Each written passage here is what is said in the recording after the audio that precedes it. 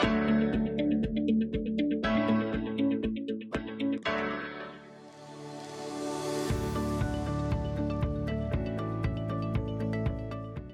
Everyone. किसी भी historical event को समझने के लिए जब हमारे पास एक सोर्स आ जाता है तो उसका जो नेक्स्ट स्टेप होता है वह है कोरोबोरेशन। तो सवाल यह पैदा होता है कि यह कोरोबोरेशन होता क्या है। आज इसी को हम इस वीडियो में समझने की कोशिश करेंगे। सबसे पहले मैं आपको ये एक इमेज दिखाता हूं। ये एक एलिफेंट का इमेज है और 3 लोगों से यह पूछा गया कि आप अपने अपने पर्सपेक्टिव से बताइए कि ये क्या चीज हो सकती है। तो जब पहले आदमी को हाथी का जो ट्रंक है वो दिखाया गया और पूछा गया कि ये क्या है, तो उसका जवाब था ये एक स्नेक है। वहीं पर जब दूसरे व्यक्ति को उसी हाथी का बेली पोर्शन दिखाया गया और उससे पूछा गया कि बताइए ये क्या है, तो उसका जवाब था कि ये एक वॉल है। और जब तीसरे व्यक्ति को एक पूंछ दी गई उसके हाथ में और फिर उससे पूछा गया बताइए ये क्या है, तो उसका जवाब था कि ये एक रोप है। तो आपने देखा कि अलग अलग आदमी का पर्सपेक्टिव एक ही चीज के बारे में अलग अलग हो सकता है और यही कोरोबोरेशन की जरूरत होती है। तो सवाल है कि ये कोरोबोरेशन होता क्या है। देखिए, इन सिंपल वे कोरोबोरेशन का मतलब होता है फैक्ट चेक करना। जब एक सोर्स आपके पास आता है तो उसके विषय में एग्रीमेंट हो सकता है या फिर डिसएग्रीमेंट हो सकता है, लेकिन रियल फैक्ट क्या है उसको समझने के लिए आपको मल्टीपल सोर्सेस को कंसीडर करना होगा। फॉर एग्जांपल, अगर आपने एक न्यूज़पेपर में एक आर्टिकल पढ़ी और उस आर्टिकल के पढ़ने के बाद आपके मन में यह विचार आया कि जो भी सूचना यहां दी गई है वो सही है या नहीं है, तो आपको क्या करना होगा? आपको अलग अलग सोर्सेस से इंफॉर्मेशन जुटानी होगी और फिर उनको एक साथ मिलाकर देखना होगा कि जो इंफॉर्मेशन दी गई है वो कितना करेक्ट है या कितना नहीं है। तो इसी को हम कोरोबोरेशन कहते हैं। अब सवाल ये पैदा होता है कि यदि मुझे किसी भी हिस्टोरिकल सोर्सेस का या फॉर दैट मैटर किसी भी अन्य सोर्स का अगर कोरोबोरेशन करना हो तो मैं कैसे करूं?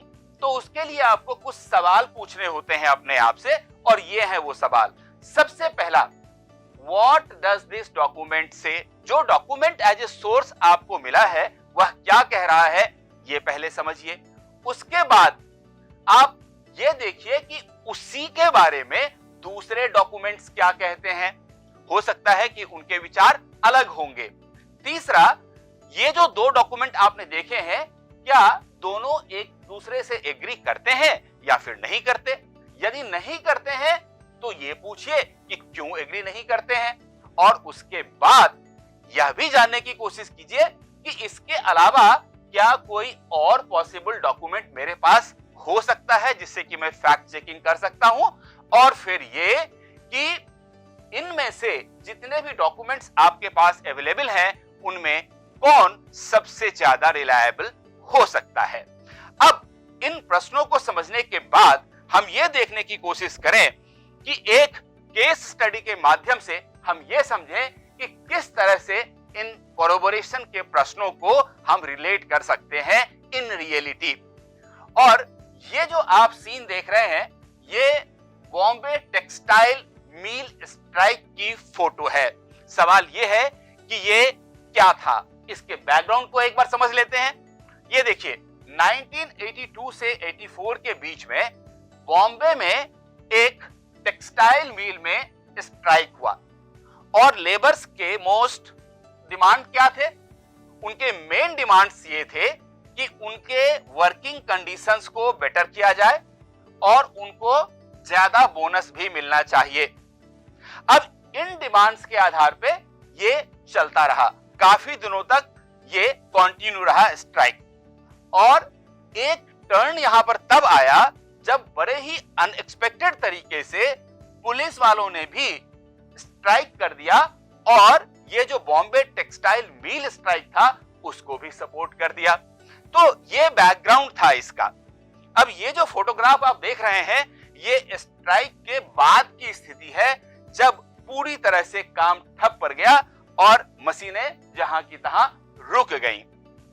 अब सवाल ये उठता है कि ये जो स्ट्राइक हुआ उसके बारे में हम टेस्टिमनीज देखें कि किस तरीके से हम इस बात को समझ सकते हैं कि ये जस्टिफाइड था, नहीं था, या फिर लोगों के ऊपर इसका क्या असर हुआ। तो पहले जो टेस्टिमनी है वो एक वर्कर का है जिसका नाम था अनंत कुम्हार। अनंत कुम्हार बताते हैं कि 6 से 7 महीने तक शुरुआत में जब ये चलता रहा तो हम लोग इस भरोसे बैठे थे कि एक दिन स्ट्राइक खत्म होगी और हम सब लोग वापस काम करने के लिए जाएंगे। लेकिन धीरे धीरे देखा गया कि जैसे जैसे ये स्ट्राइक लंबा खिंचता चला गया तो वर्कर्स के पास चूंकि कोई काम नहीं था, इनकम का कोई दूसरा सोर्स नहीं था, तो उनके पास कोई ऑप्शन नहीं बचा सिवाय इसके कि वो लोग अपने अपने गांव में चले जाएं, और कई लोगों ने रिजाइन कर दिया। अब ये जो टेस्टिमनी है ये फर्स्ट हैंड इंफॉर्मेशन है, क्योंकि अनंत कुमार वो वर्कर था जो उस फैक्ट्री में काम कर रहा था। अब एक दूसरा हम टेस्टिमनी देखते हैं जो कुमार कदम का है, और कुमार कदम एक जर्नलिस्ट थे। मेनली वो उस पुलिस स्ट्राइक के बारे में लिखते हैं और कहते हैं कि देखिए, पुलिस ने जो स्ट्राइक किया और उन्होंने जो मिल स्ट्राइक को सपोर्ट किया उसको कोई रिवोल्ट या म्यूटिनी हम नहीं कह सकते। क्यों नहीं कह सकते? क्योंकि पुलिस वालों के अपने रीजंस थे कि क्यों उन्होंने स्ट्राइक किया। और वो कहते हैं कि देखिए, जब उन्होंने स्ट्राइक किया उसको आप इनडिसिप्लिन का केस तो मान सकते हैं कि ये इनडिसिप्लिन था, क्योंकि इंडिपेंडेंस डे के दिन अगर कोई भी पुलिस वाला ब्लैक रिबन अपने आर्म पे पहन के और स्ट्राइक करने की घोषणा करता है तो उसको इनडिसिप्लिन माना जाएगा, इसको रिवोल्ट नहीं मानना चाहिए। और सरकार ने क्या किया? सरकार ने यह किया कि बाहर से सीआरपीएफ बुलवाया और उनसे उन्होंने पूरा administration, law and order maintain करवाया। बाकियों को उन्होंने ज्यों का त्यों छोड़ दिया। वो ये भी कहते हैं कि बाद में यह देखा गया कि पुलिस कॉलोनीज के अंदर जो वाटर सप्लाई था वो भी कट ऑफ कर दिया गया।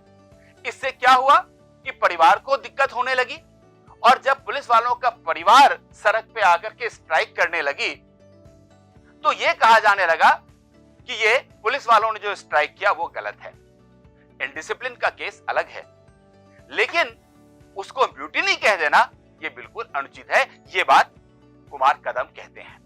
तो अब आपने देखा कि जो मैंने आपको पहले बताया था कि किसी भी इवेंट को कोरोबोरेट करने के लिए जिन सवालों को पूछना चाहिए उसको आप एक बार फिर देख लीजिए।